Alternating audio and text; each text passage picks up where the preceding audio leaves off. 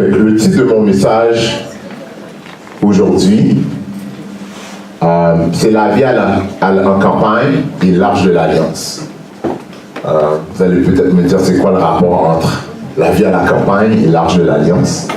Vous allez voir au fur et à mesure que Dieu nous avait créés pour être dans un jardin.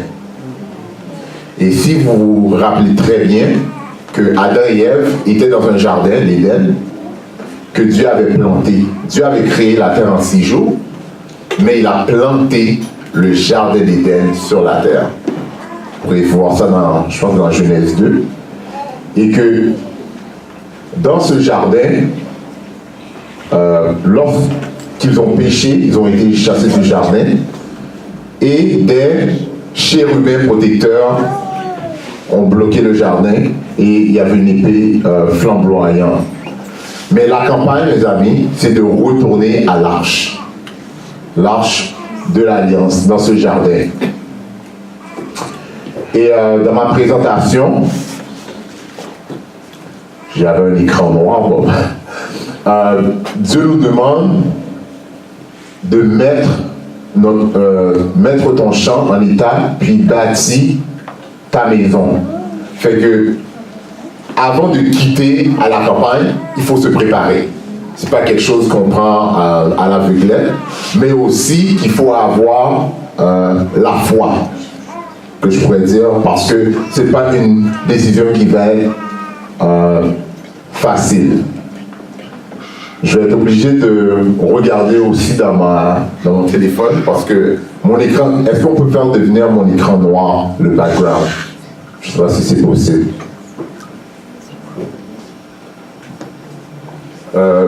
Fait qu'entre-temps, le texte que je viens de mentionner, c'est dans Proverbe 24, le verset 27. Fait que nous savons que Dieu avait dit à Abraham de quitter. Il ne savait pas où est-ce qu'il allait. Fait que Dieu nous appelle dans ce jardin, mais on est tellement habitué avec notre climat, nos villes, on ne sait pas est-ce que Dieu va vraiment être avec nous. Et en même temps, je peux vous dire que les patriarches ont tous habité en dehors des villes. Abraham, Isaac et Jacob. Vous pouvez voir ça dans... Ok, merci beaucoup. Vous pouvez voir ça dans Hébreux 11, le verset 8 à 9. Habitant sous des tentes, ainsi qu'Isaac et Jacob, fait les patriarches. Fait que moi, j'ai dû faire une recherche. Dieu m'a dit, fais une recherche sur tous les patriarches de la Bible, regarde où est-ce qu'ils habitaient. Puis quand j'ai vu que tous habitaient en dehors des villes, j'ai dit, waouh, dans la Bible tu peux trouver ça, et dans l'esprit de prophétie tu peux trouver ça. Fait que c'est d'autant plus important. Le plus souvent, on va dire, mais Yoli, c'est quoi les étapes à suivre pour sortir des villes? Je ne peux pas vous dire exactement quoi faire, parce que souvent on a des dettes, on a des façons de faire, on va à l'école, je ne sais pas, mais Dieu veut vous guider dans son jardin. Que ceux qui écoutent ces avertissements trouveront un refuge, que chacun se tienne bien éveillé et s'efforce de sauver sa famille, qu'il saigne ses reins en vue du travail. Le Seigneur fera connaître ce qui doit suivre pas à pas. Il va vous guider pas à pas. Fait, je vais vous donner mon témoignage au milieu du sermon. Vous allez voir que c'est Dieu qui m'a guidé pas à pas. Ce n'est pas par mes forces. Les 3 raisons pourquoi il faut quitter les villes, c'est façonner le caractère, la loi du dimanche, acheter ni vendre, et les catastrophes naturelles. Les 3 raisons. Souvent, moi, j'ai toujours pensé juste à la loi du dimanche. Je n'avais jamais pensé aux catastrophes naturelles. Je n'avais jamais pensé aux façons de caractère. Je suis à l'église, je prie, ça suffit. Mais vous allez voir dans ma présentation, qu'est-ce que l'ennemi fait pour que votre caractère ne soit pas complètement façonné, et de mettre ça en recul dans votre esprit, puis prendre ça à la dernière minute. Moi, je vous dis, j'avais peur de vivre en dehors des villes. Moi, j'ai dit, c'est quelque chose à la dernière minute que je vais faire. quand la loi du dimanche, j'ai commencé à courir. Je vais rester en forme, je vais commencer à courir. Mais Dieu m'a dit, non, Yerli, je vais te montrer, il faut que tu commences à prendre des mesures parce qu'il y a un travail aussi missionnaire à faire. Fait, Dieu nous dit dans Exode 8, verset 1, l'Éternel dit à Moïse, va vers Pharaon et tu lui diras, ainsi par l'Éternel, laisse aller mon peuple afin qu'il me serve. Tu vois ce texte, ça fait juste un mois que ça me frappe. Parce que moi j'ai toujours pensé à Pharaon, l'Égypte, c'était juste le péché qu'il fallait sortir. Mais Dieu dans ce texte nous dit qu'il me serve. Il y a une mission à faire de servir un pays. Vous allez voir à travers la présentation, c'est quoi la vraie mission. C'est pas juste de courir pour se cacher. Il y a une mission à faire. Puis que le psaume, le verset de méditation, c'était le psaume 105, 44 à 45. Il leur donna des terres des nations.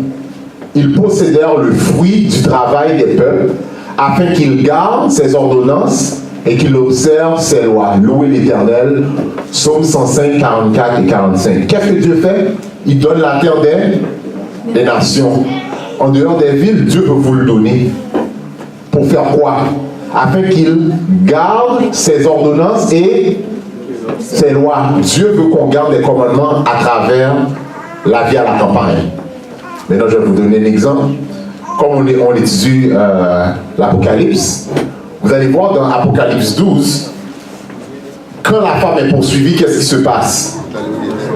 Elle va dans un désert. Ok? Quand le dragon maintenant jette son eau, où est-ce qu'elle va? C'est la terre se couvre. Fait qu'à chaque fois Dieu a un plan, dès que la persécution arrive pour ses enfants, il te met quelque part pour te protéger, pour que tu puisses adorer. Fait que l'exemple c'était les Vaudois du Piémont. Ils étaient dans les montagnes. La persécution a continué. Qu'est-ce qui est arrivé? Les pèlerins sont revenus aux États-Unis. Ils sont venus pour adorer parce qu'ils ne pouvaient pas adorer. Fait à chaque fois, Dieu envoie au dehors des villes. À chaque fois. Quand vous empêchez mes enfants d'adorer, je vous envoie au dehors des villes pour que vous puissiez me servir. Fait que cet exemple-là. Puis l'exemple de Pharaon, vous pouvez trouver ça dans Ézéchiel 29.3. En anglais, c'est plus clair. L'emblème de Pharaon, c'était le dragon. J'ai dit, mais c'était depuis dans l'Exode. C'est le dragon. Fait que je veux à toi, Pharaon, roi d'Égypte, grand crocodile. Puis vous pouvez comprendre que c'est le serpent ancien dans Ésaïe 27, le Léviathan, c'est le dragon. Fait que quand vous lisez maintenant Apocalypse 12, et le dragon fut irrité contre la femme, il alla faire la guerre au reste des postérités, à ceux qui gardent les commandements de Dieu et qui gardent son témoignage. Fait qu'ils veulent envoyer le dragon pour vous poursuivre. Fait que Dieu, lui, il veut nous secourir. C'est la même chose avec Joseph quand il était allé en Égypte. Où est-ce qu'il avait donné en Égypte? Goshen. Le pays d'Égypte est devant toi. Établis ton père et tes frères dans la meilleure partie du pays, qu'il habite dans le pays de Goshen. Puis la terre de Goshen veut dire lieu de soleil, lieu fort, terre hébreuse. Il y a beaucoup de terre, il y a beaucoup de verdure. Maintenant, Caïn. Maintenant, je vais vous montrer l'importance pourquoi il faut quitter les villes. Caïn s'éloigna du voisinage de son père et d'abord à la culture du sol. C'est que on va savoir pourquoi Caïn a arrêté de travailler le sol. On va savoir pourquoi. Mais que pendant que Abel, lui, vivait sous des tentes. C'est pour ça que je vous dis, tous les patriarches vivaient en dehors des villes. Caïn a peut-être tenté de faire dérailler la prophétie de Dieu, sachant qu'il deviendrait errant, alors il construisit une ville. Maintenant, vous allez trouver la réponse, c'est dans Genèse 4, verset 12. Quand tu cultiveras le sol, il ne te donnera plus de richesse. Alors que Caïn savait que la terre n'allait plus produire de richesse à cause qu'il avait tué Abel, le sang la terre, ça maudit la terre. Il a dit, je ne veux pas travailler dur. Je ne veux pas travailler dur. Fait que je vais me faire une ville, je vais me faire mes magasins, tout autour, mon divertissement. Comme ça, je ne travaillerai plus dur. Fait que la prophétie que Dieu me dit que je vais travailler dur pour avoir les produits de la terre, je vais l'éviter. Fait qu'est-ce qu'il a fait? Il est le constructeur des villes, il a développé la musique, l'avancement de l'agriculture, créé des armes, immoralité sexuelle, vaine philosophie, et il a reproduit cette civilisation dans d'autres pays. Fait quand Jubal était celui qui a développé la musique, quand vous êtes dans la ville, qu'est-ce que vous entendez?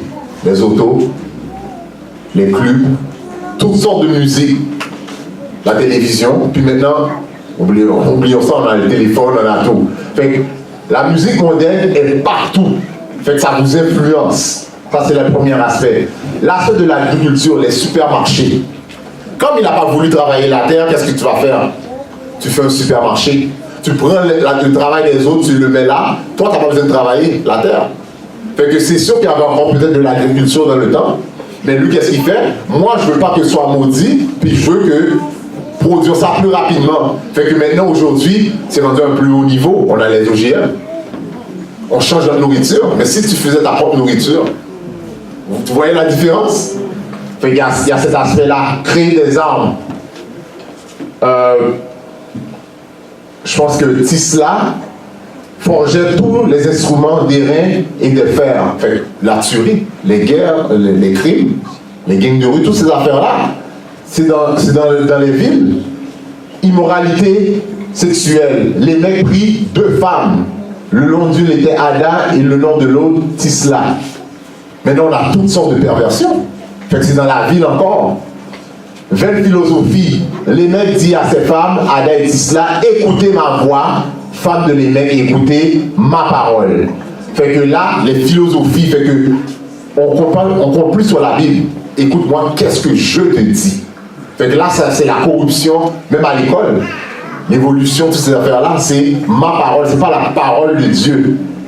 Et à la fin, on reproduit cette même vie dans plusieurs pays, c'est la même chose. Et Caïn est le premier qui a brisé le sabbat. Comme il est sorti des villes, il a dit, moi je vais me reposer quand je veux. Fait que tous les descendants d'Adam restaient fidèles, honorants, comme le jour de repos. Caïn et les siens, en revanche, sans aucun égard pour le jour auquel Dieu s'était reposé, choisirent leur gré, leur jour de labeur et de chômage. Fait que quand quelqu'un fait ça, qu'est-ce qui va se passer avec vous quand vous voulez adorer le bon jour? On va nous persécuter, les syndicats vont venir avec des lois parce qu'on va faire le jour qu'on veut. Fait que ça va vous persécuter pour que vous poussez à enfreindre les commandements de Dieu. 7 se retirèrent dans les montagnes. Pendant un certain temps, les 2 clans demeurèrent distincts. La race de Caïn, débordant de son territoire primitif, se répandit dans les plaines, dans les vallées où les enfants de Seth avaient fixé leur résidence.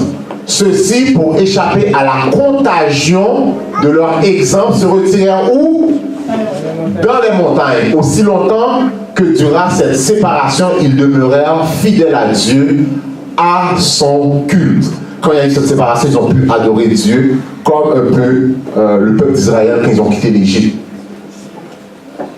Maintenant, vous allez me dire comment mon caractère va se changer tandis que je vais être à l'extérieur, ça va être plus dur.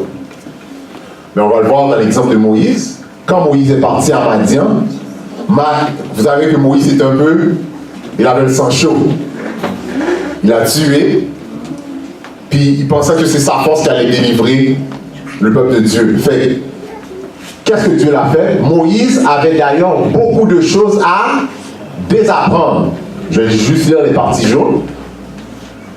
Quand il est parti à Madian, le temps, un changement d'entourage et la communion avec Dieu pouvaient seulement effacer ses impressions. Qu'est-ce que je veux dire par là? C'est que quand vous êtes dans un état où ce que la nature, vous voyez les animaux, vous devez travailler, mais la oisiveté commence à partir, les téléphones. Maintenant, les parents ont beaucoup de problèmes avec les enfants, mais s'ils avaient un champ, les champs travaillaient, jouaient. J'ai mes nièces, quand ils viennent à la maison, ils veulent rester dehors, dans la cour, parce que c'est grand, ils peuvent courir. Mais dès que c'est l'hiver, où il n'y a pas rien, on retourne au téléphone. Fait que là, je dis, waouh! Fait que si les jeunes étaient à l'extérieur, les problèmes qu'on a aujourd'hui avec les jeunes, avec toutes sortes d'addictions avec les téléphones, on ne l'aurait pas. Fait que dans le cas de Moïse, je me rappelle quand j'étais à Mont-Sinaï, on avait un programme pour aider les jeunes à faire l'aide aux devoirs. Puis il y avait un Québécois qui m'a dit, Irly, moi, comment j'ai pu aider beaucoup de jeunes haïtiens. J'en ai pris 2 qui étaient dans 2 gangs de rue, je les ai envoyés à la ferme. En 2 ans, ils ont complètement changé. Travailler, se lever à 6 heures. Mais ils ont pris leurs responsabilités. Qu'est-ce qui est arrivé plus tard? Ils ont eu une maîtrise. Ils ont fini tout. Ils ont plus de gang de rue, plus rien. Mais je dis, mais juste un changement d'habitat, je dis, mais ce gars-là n'est même pas adventiste, il me dit ça. Pourquoi il me dit ça? Fait que ça, c'est pour me faire prendre conscience que le changement d'endroit peut aider un jeune et peut nous aider spirituellement aussi. Les conflits dans la ville de Sodome ont même affecté Abraham. Vous savez, quand Abraham a dû défendre l'eau, moi, depuis là, je suis parti. On vient, on prend mes affaires, on prend ma femme, on prend mes enfants. Abraham vient m'aider. Puis moi, je reste encore à Sodome et Gomorrhe. Non, je suis parti. Mais dans la situation d'Abraham, Abraham était un homme de paix. Dès qu'il est revenu, il a aidé l'eau. Il a tué les gens qui avaient pris l'eau. Il n'avait plus de paix. Tous les crimes qu'il a commis sont restés dans la tête d'Abraham. Fait que vous voyez, à cause qu'il a voulu aider son frère dans la ville, son neveu, ça l'a affecté parce qu'il n'avait jamais commis de crime. Vous voyez, fait que quand le temps de Christ va arriver, si moi je dois retourner à la ville prendre tous les gens de l'église, peut-être je vais me battre. Puis je vais prendre mon salut.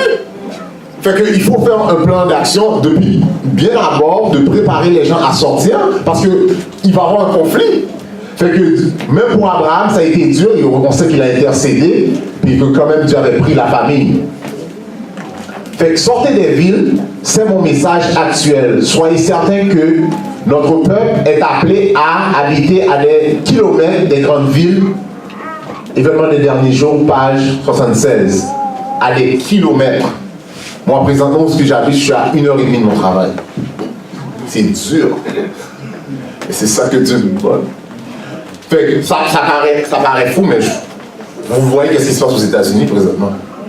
Tout passe là. Fait que Dieu voit qu'il y a quelqu'un qui s'en vient et me dit, sors mon petit garçon.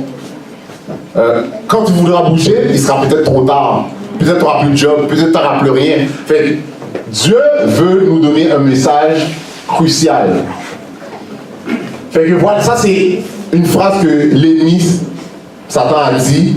C'était quoi son plan d'action? Regardez son plan d'action pour qu'on puisse prendre la marque de la bête. Ainsi l'univers m'appartiendra. Je serai le chef de la terre, le prince de ce monde. J'aurai une telle emprise sur les esprits que le sabbat deviendra un sujet de mépris, tout particulier, un signe. Je ferai de l'observation du 7e jour un signe de désobéissance envers les autorités de ce monde. Les lois humaines seront si draconiennes que l'on n'osera pas observer le sabbat, de peur de manquer de nourriture et de vêtements. Les croyants s'uniront au monde en transgressant la loi divine. Toute la terre sera sous ma domination. Vous voyez avec quelle autorité Satan parle? Voilà son plan. Il veut vraiment qu'on reste, qu'on attende. Puis quand on voit qu'on n'a pas d'habits, on n'a pas de nourriture, ben on va succomber. Fait que Dieu veut nous préparer à l'avance. Et Isaïe 52, 11 à 12, partez, sortez de là, ne touchez rien de pur, sortez du milieu d'elle, purifiez-vous, et vous qui portez les vases de l'Éternel, ne sortez pas avec précipitation. Vous ne ferez pas de nous avoir peur, Dieu va faire le chemin pour vous. Ne partez pas en fuyant, car l'Éternel ira devant vous et le Dieu d'Israël fermera votre marche. Ce ne sera pas à pas. Dieu va faire le chemin devant vous. Ça, je vais dire mon témoignage rapidement. Depuis 2013, Dieu avait donné ce verset-là à ma femme. On n'avait même pas encore lu Country Living.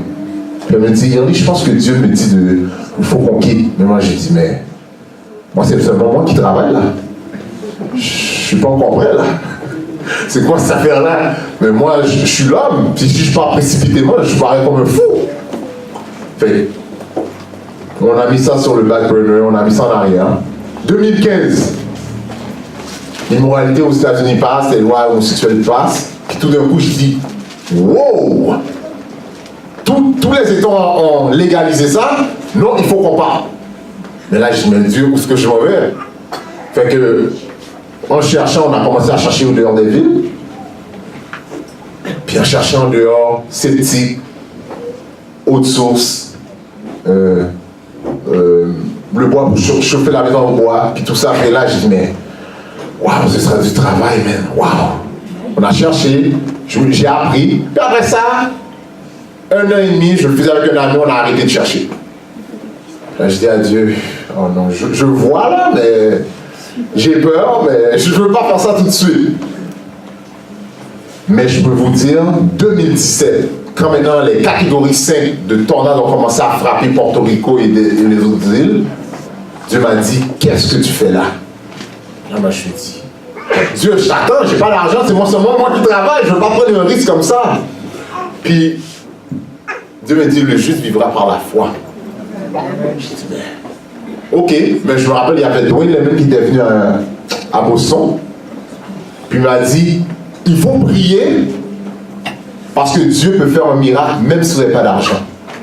Je dis, oh, quoi? Même si on n'a pas d'argent, Dieu peut faire un miracle. Je dis, oui, mon beau-frère, il n'a même pas d'argent, il avait 4 enfants, il a prié chaque jour. Puis il n'a pas joué avec le péché, puis Dieu lui a donné une maison en campagne pour ses enfants avec plein d'hectares de terrain. C'était des missionnaires indiens qui ont loué leur maison, puis ils l'ont rappelé, ils ont dit, on ne revient plus aux États-Unis, gardez la maison. On vous passe tout. J'ai dit, mais Dieu peut faire ça pour moi. Fait que là, moi, je dis, ok, je vais prier. J'avais commencé à prier avant, que là, je dis, ok.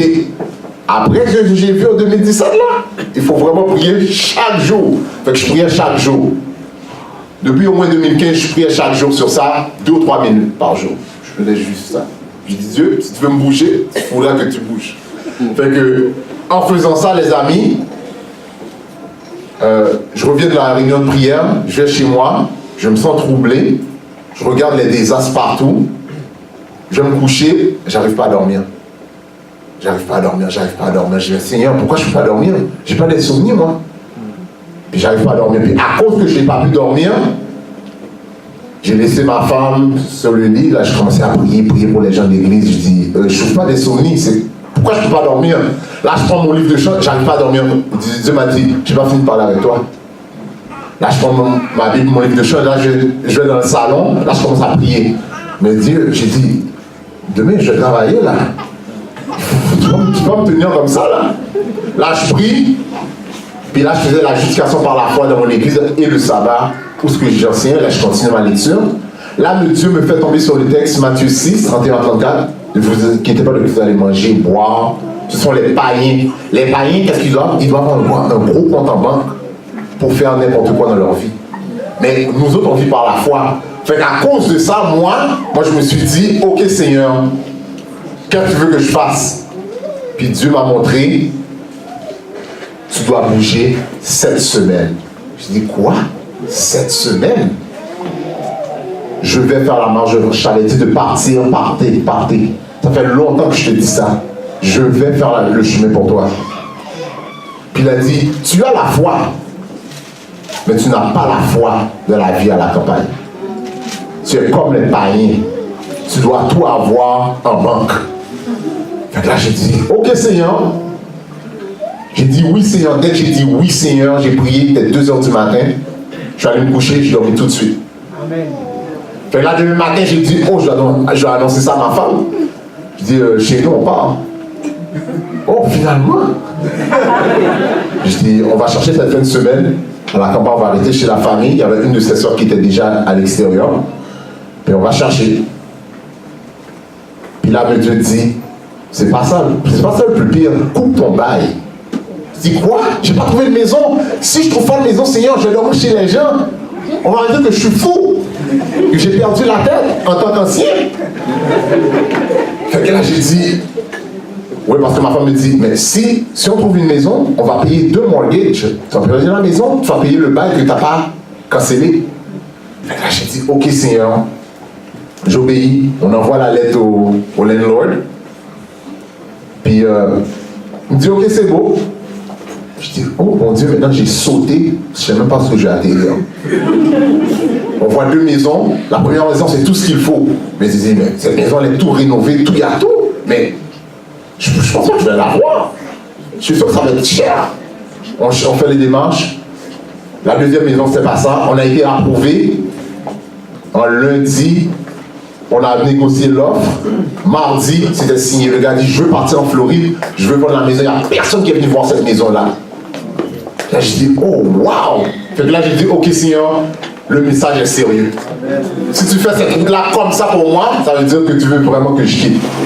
Puis c'est par la suite que j'ai commencé, quand j'ai signé, puis j'ai appelé les autres, j'ai dit, guys, c'est sérieux.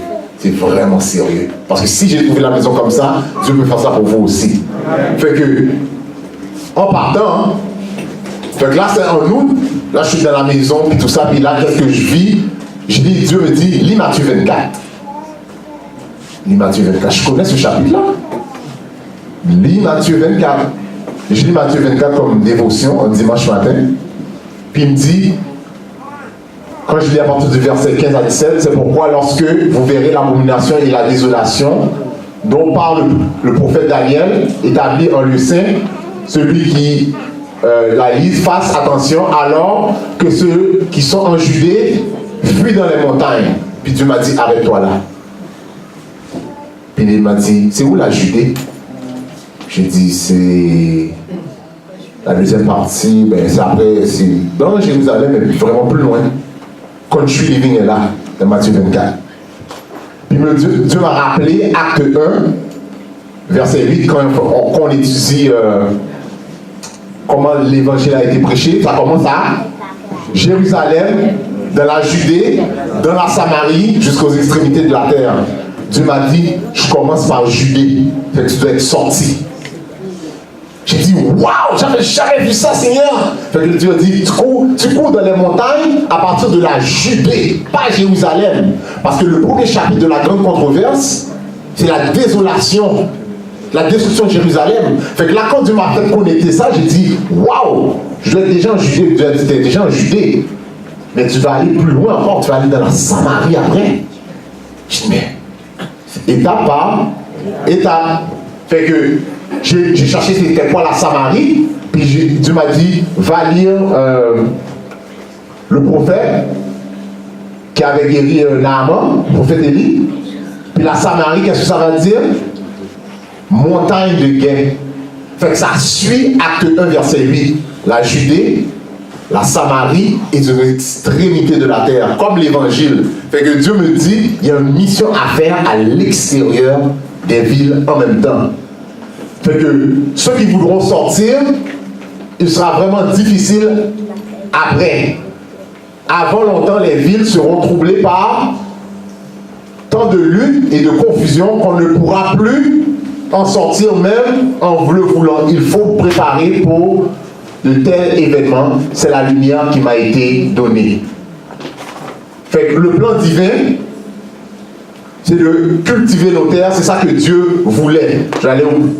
Et que si les parents ont des terres, vous serez comme des rois et des reines. Parce que quand la crise va frapper maintenant, vous avez votre jardin, vous plantez, vous faites ceci, vous faites cela, et vous pouvez adorer jusqu'à un certain moment à l'extérieur. Dans les dernières phases du grand conflit entre Satan et ceux qui resteront fidèles à Dieu, seront privés de tout soutien terrestre. Ça veut dire qu'il faut qu'on fasse une préparation. Quand on dit dans Matthieu 24 que votre fils n'arrive pas un jour d'hiver ou de sabbat, ça c'est quoi? Qu'est-ce que ça veut dire là? Pendant l'hiver, qu'est-ce qu'on fait avant que l'hiver arrive, avec notre auto, avec tout? On change les pneus. Qu'est-ce qu'on a d'autre? Manteau d'hiver, des bottes, on met le tempo, on fait une préparation. Le sabbat, Le vendredi, toute la semaine, qu'est-ce qu'on fait? On prépare pour qu'est-ce qui va arriver, pour qu'on n'arrive pas vendredi, on arrive, on était dans le trafic, on met la nourriture sur le feu, on est pris. C'est-à-dire qu'il y a une préparation. Dans tout, Dieu nous demande de nous préparer à l'avance. Le destin de Satan est d'attirer les hommes et les femmes vers les villes. Il n'était pas dans le plan de Dieu que les hommes s'entassent dans les villes. Des familles missionnaires devraient s'installer en campagne. En campagne et dans les régions incultes. Que des agriculteurs, des financiers, des entrepreneurs, des artisans aillent se fixer dans les lieux en friche pour améliorer le sol, y fonder des industries. Vous avez entendu? Des industries et construire des zones de maison pour eux-mêmes et venir en aide à leur. On ne va pas là pour se cacher. On va là pour aider les autres et pour faire la préparation de ceux qui doivent sortir des villes. Fait que Dieu dit agriculteurs, ceux qui sont dans les finances, des entrepreneurs, des artisans. C'est pas aller se cacher pour faire rien. C'est préparer le terrain comme le sabbat ou le jour d'hiver, parce qu'il y a quelque chose qui s'en vient. Même les sanitariums doivent être au dehors. On sait que les églises, comme Bethany, doivent être ici, parce qu'il y a des gens qui doivent entendre le message. Mais dès qu'ils sont formés, ils sont préparés, on les envoie dehors. Pendant que d'autres personnes vont entendre le message, vont venir ici, on les fait sortir. C'est ça le but. C'est pas de détruire les églises locales. C'est de préparer les gens. On les prépare, on les sort, puis ceux qui sont déjà sortis préparent le terrain, achètent des terres, on prépare pour que les gens puissent sortir quand la crise pète.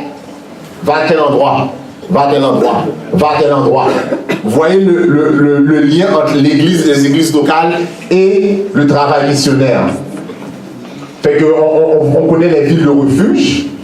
Il y en a 3 qui étaient en montagne et 3 dans les plaines. Kedesh, Sichem et Hébron étaient dans les montagnes, et Bether, Ramon et Golan étaient dans les plaines. Puis ceux qui attendent doivent travailler dans leur église locale avec ardeur. Mais en attendant le moment où sera possible, ils doivent déployer une grande activité missionnaire, même si leur influence est relativement limitée. Il ne faut pas faire grand-chose dans la ville, mais vous pouvez quand même aider les gens à faire l'évangélisation et puis vous priez, et Dieu va ouvrir une porte. Dieu va envoyer d'autres personnes. Fait que le mouvement adventiste c'est un mouvement. Puis c'est pour ça que vous devez aider vos frères dans Josué 1, 12 et 13 et 15, jusqu'à ce que l'Éternel ait accordé du repos à vos frères comme à vous. Parce que Ruben, Gad et Manassé, quand ils ont trouvé leur terre, ils voulaient se reposer. Oh, moi j'ai trouvé ma terre. Non, il y a des autres personnes qui doivent sortir. Vous devez les aider à trouver des terres. Fait que quand il y a des gens qui partent, vous devez penser à d'autres personnes pour faire ce message. Fait que le travail, qu'est-ce que vous allez faire là-bas? C'est le travail médical. Fait que si le travail médical, on doit avoir des entrepreneurs, voilà les 3 sphères à travers le temps très sain que je vais vous démontrer aujourd'hui, c'est quoi le travail médical. Fait que je désire vous dire que bientôt, on ne pourra plus faire aucun travail d'évangélisation par la prédication, mais seulement par le travail missionnaire médical. Pourquoi? Quand ils vont dépasser des lois, les études bibliques qu'on fait avec Apocalypse, on ne va pas les faire. Tu attaques directement la bête. Tu attaques directement le système. Fait que le travail médical, quand tu guéris les maladies, tu aides les gens à bien manger, les gens sont prêts à écouter. Maintenant, quand ils sont prêts, maintenant, tu as déjà le message. Maintenant, tu vas donner l'étude biblique par la suite. Ils sont prêts, ils ne seront pas hostiles envers toi. Fait que, c'est quoi le ministère, restaurant, hygiène, les magasins d'alimentation et les salles de traitement. Maintenant, Dieu m'a donné ça cette semaine pour Bethany. J'en ai parlé à certaines personnes. J'ai appelé à bouche, j'ai dit ça se peut pas. Tout est dans la Bible. Ça se peut pas. Fait que Dieu m'avait donné que dans le très saint, il y a l'arche de l'alliance. Ok? Puis je lisais l'histoire du paralytique. Il y avait 4 hommes qui ont emmené le paralytique sur un lit, mais où est-ce qu'ils l'ont emmené? Sur le toit. Qu'est-ce qu'ils ont fait au toit? Ils l'ont ouvert. Qu'est-ce qu'ils ont fait après? Ils ont descendu. Dieu m'a dit ça, c'est l'arche de l'alliance. Je dis, c'est vrai. Puis Dieu a dit, l'arche de l'alliance, c'est le travail médical. Il y avait 4 hommes qui ont porté l'homme. Ils ont ouvert le propitiatoire, le toit. Ils ont descendu le malade vers Jésus pour donner la miséricorde pour qu'il soit guéri avant les plaies. Fait que Dieu me dit, le travail médical doit être fait maintenant avant que les plaies tombent pour que les gens voient la miséricorde de Dieu. Quand ils voient la miséricorde de Dieu, ils rentrent dans le sabbat, dans la paix. Maintenant, ils sont prêts à accepter le repos, la justification par la foi qui est le signe du sabbat. Amen. Fait que là, moi, j'ai dit à Dieu, ok, tu m'as montré ça, mais c'est quoi les 2 autres? Et là, Dieu me dit, vous allez trouver ça dans Marc 2, 1 à 12. J'ai dit, c'est quoi la manne? Dieu m'a dit, magasin d'alimentation. Dans l'arche de l'alliance. J'ai dit, waouh! Ok. C'est quoi la verge d'Aaron? J'arrive pas à trouver. Là, je prie. Je dis, Dieu, je pense que je t'ai dit là. C'est quoi la verge? Puis là, Dieu me dit, demande à ta femme. Ok, je vais demander à ma femme. C'est quoi la verge? Ouais, c'est la tribu de Lévi qui a été choisie. Puis que quand il y a eu la rébellion de Corée, oui, je sais ça. Mais c'est quoi?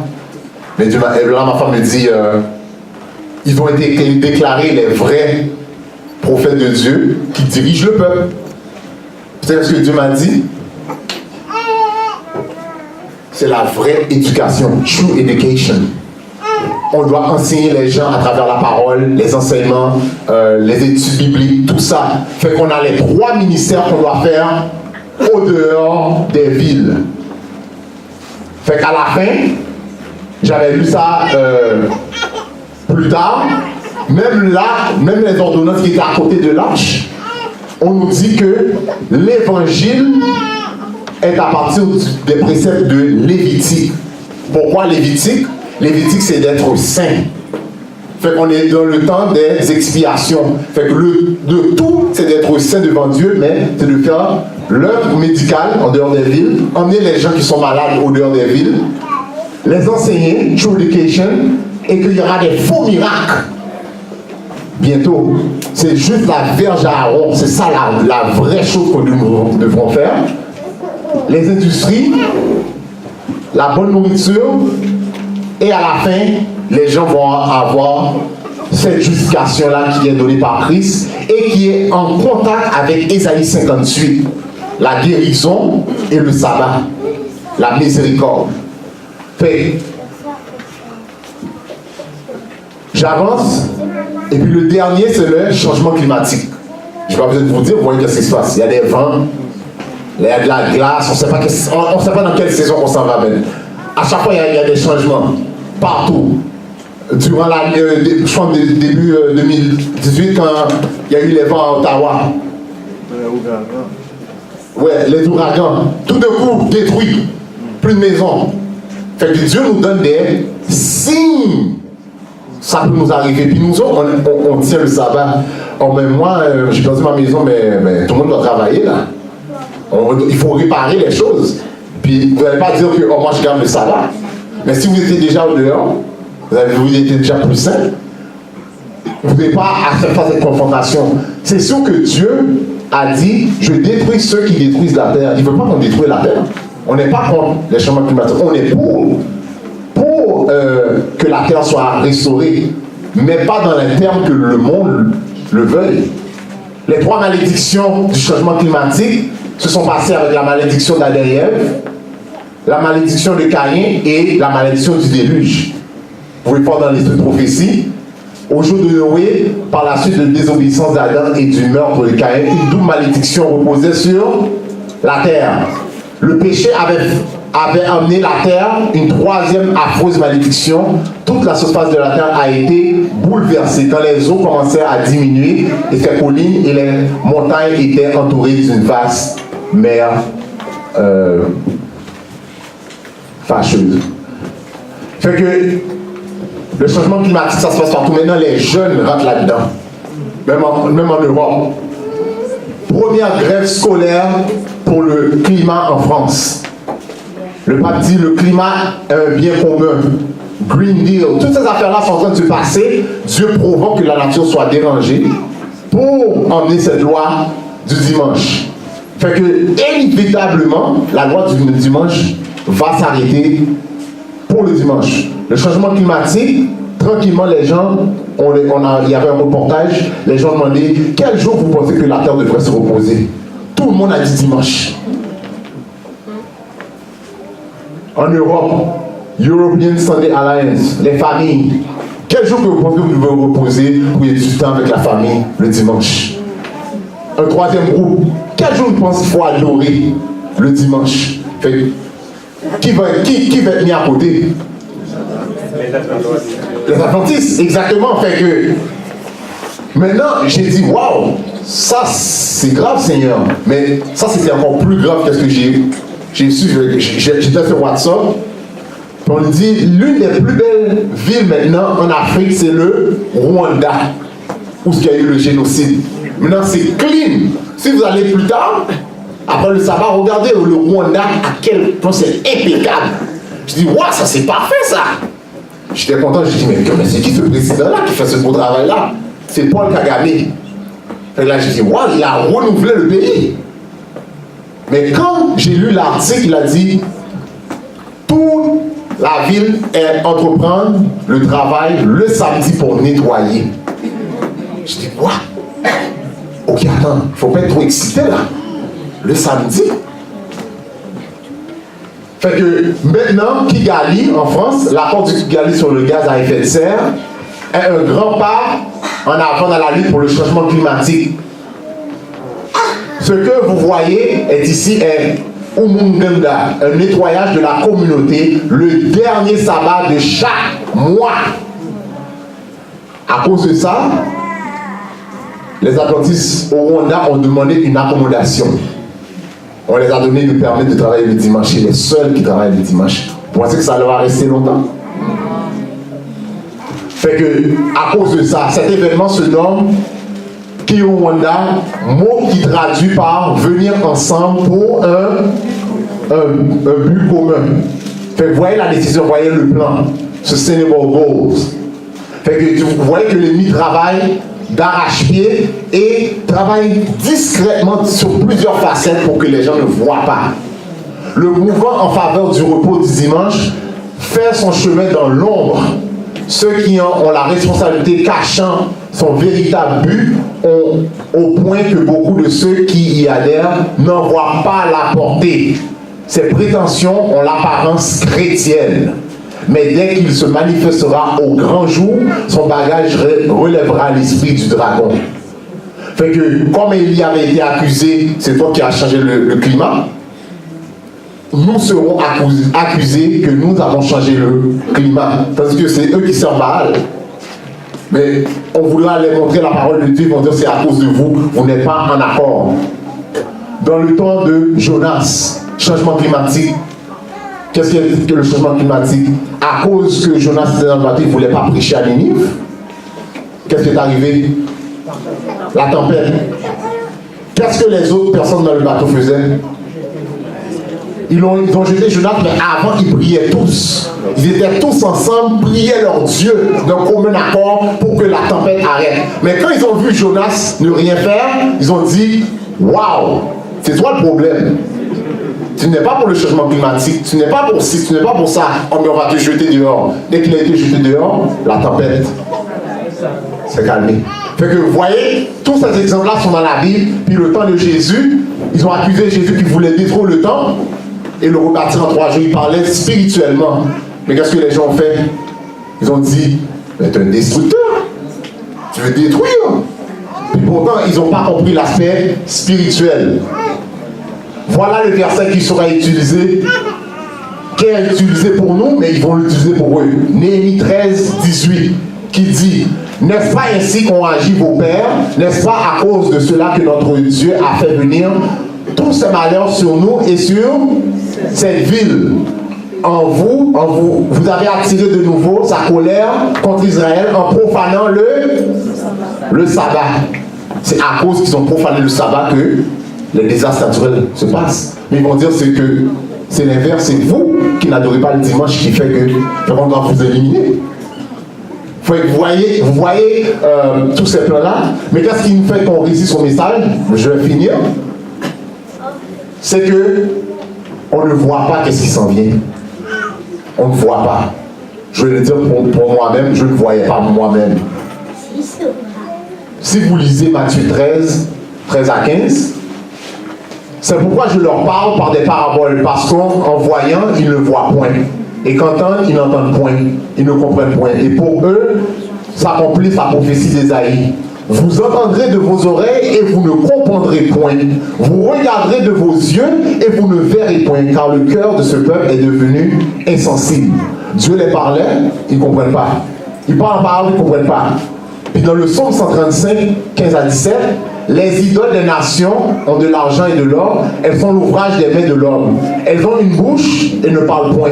Elles ont des yeux et ne voient point. Des oreilles et n'entendent point. Elles n'ont point de souffle dans leur bouche. Moi, quand je lisais ce psaume-là, moi je disais c'est les païens. Mais je ne savais pas que quand on a des idoles, ça nous rend aveugles comme ces idoles-là. Mais c'est quoi nos idoles? Ça peut être la job, on aime ce salaire-là, on aime cette job-là.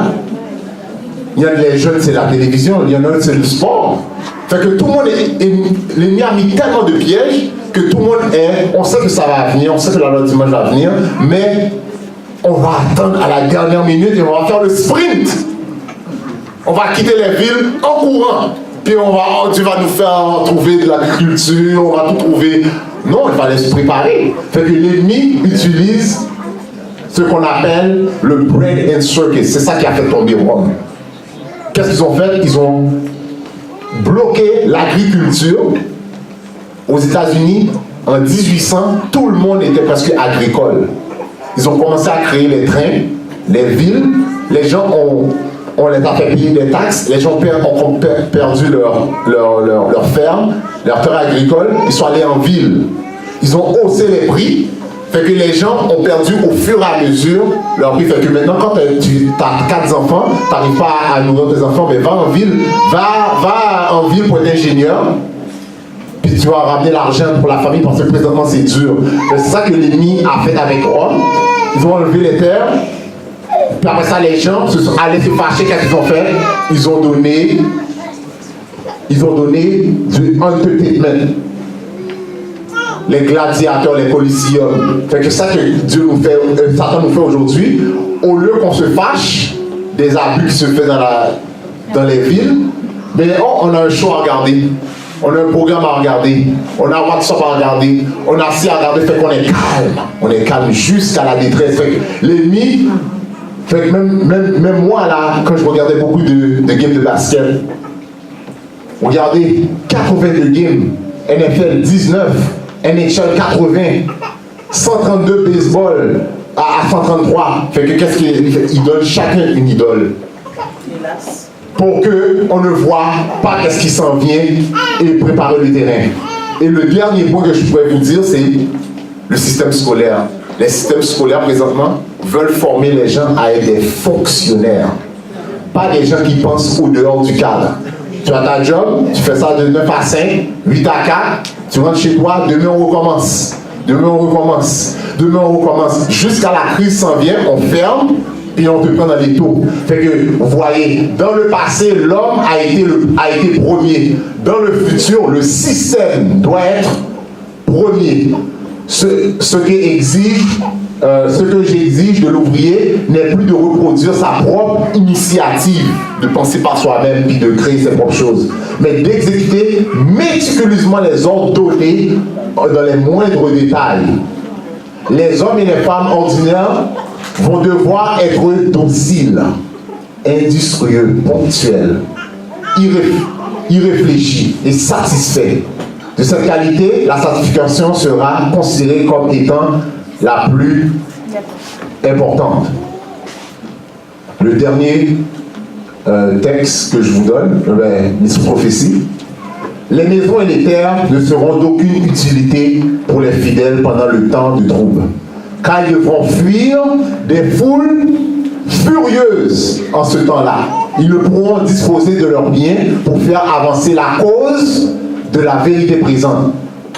J'ai vu que si certains s'accrochaient à leurs biens, ils ne demandaient pas ce que le Seigneur considère comme leur devoir. Il ne leur fait pas connaître.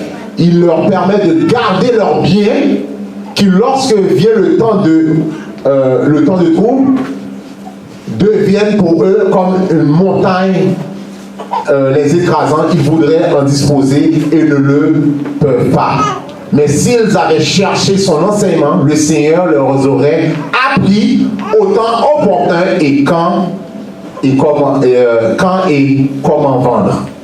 Le grand cri, mes amis, de quitter les villes, ce n'est pas de se cacher, c'est de faire l'œuvre missionnaire, l'œuvre médicale et les industries afin que les gens puissent connaître la vérité du sabbat et être guéris.